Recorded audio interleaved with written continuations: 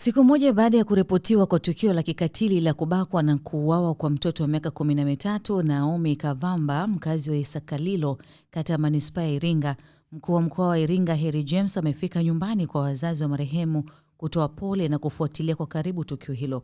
Akizungumza wakati wa mazishi ya mtoto huyo, Harry James ameagiza vyombo vya ulinzi na usalama kuhakikisha wanafanya uchunguzi wa kina ili kuwabaini na kuwakamata wote waliohusika na tukio hilo la kikatili, ili hatua kali za kisheria ziweze kuchukuliwa dhidi yao.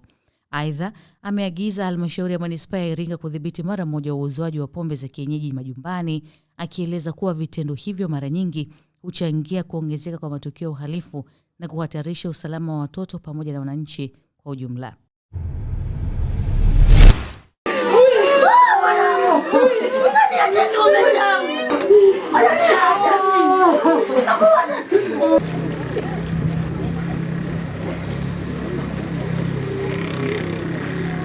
Sasa kamanda OCD, nataka huu mtaa huu na kata yote hakuna kulala, fukua pote.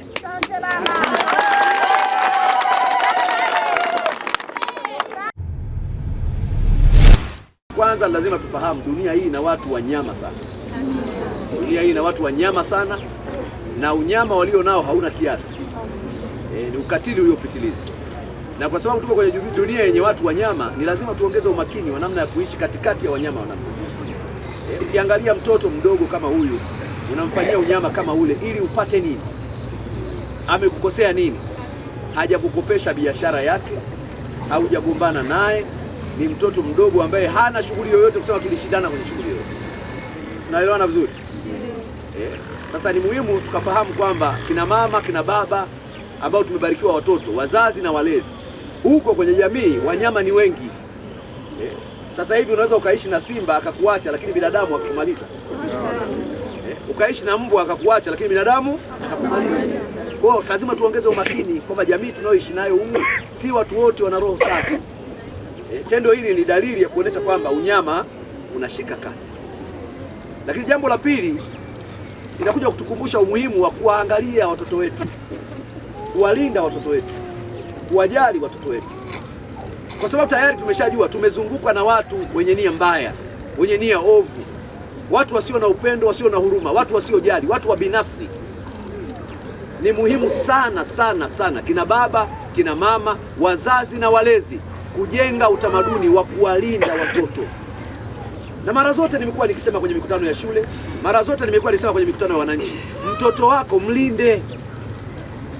Ile tabia kwamba amekuwa huyu amekuwa, hakuna mtoto mkubwa mbele ya wazazi. Watoto hao tuwalinde, kwa sababu maadui wanaomwinda mtoto wako ni wengi kuliko unaofikiria. Na shetani hatumii watu wa mbali, shetani anatumia watu wa karibu.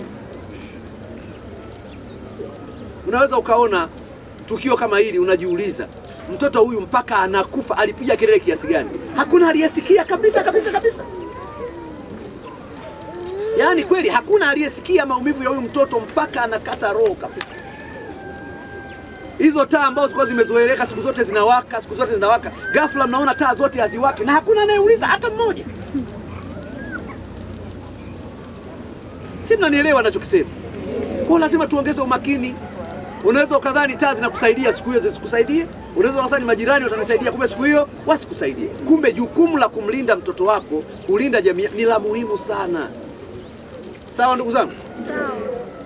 Wewe unadhani mzazi anajisikiaje unamtuma mtoto dukani anaenda mzima anarudi akiwa ni maiti? Tuwalinde watoto wetu. Usimwamini mtu katika malezi ya mtoto wako. Dunia imefanya nini jamani? Imeharibika. Kuna watu wanaamini hawezi kupata mali mpaka watumie ushirikina. Kwenye ushirikina yamejazana mambo ya namna. Kuna watu wana visasi katika maisha haya, huwezi kujua anayekuchukia nani, anayekupenda nani. Lazima muwe makini katika jamii. Maumivu anayoyapitia mzazi huyu ni maumivu makubwa sana. Walimu waliopoteza mtoto wana maumivu makubwa sana. Watoto wenzake wanaumia kiasi. Lakini hayo yote yamesababishwa na watu wachache.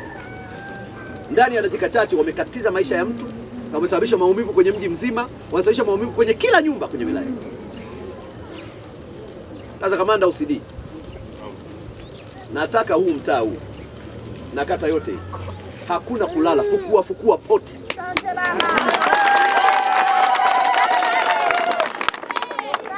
Sitaki kusikia habari ya tumekama. Nasema hivi, kila mtakayehisi kwa namna yoyote ile anaweza kuwa msaada wa kupata taarifa ya nini kilitokea, kama ahojiwe kila mmoja ambaye tunadhani anaweza kutusaidia kujua ukweli wa nini kilitokea. Tumeelewana vizuri? Kwa hiyo hapa, na mkiona kuna mtu alikuwepo kapotea ghafla, huyo anapokimbilia atafutwe huko alipokwenda. Hatuwezi kuendelea kuendekeza mambo ya kipumbavu ya namna hii. Tutapoteza watoto wangapi? Watu wataogopa kupeleka watoto shuleni, wataogopa kupeleka watoto makanisani, wataogopa kupeleka watoto kila sehemu. Hatuwezi kukubali huo upumbavu hata kidogo. Hatuwezi. Kwa nadhani operation kama ilivyoanza tangu jana iendelee. Na nipate taarifa ya hatua zinavyokwenda kila wakati.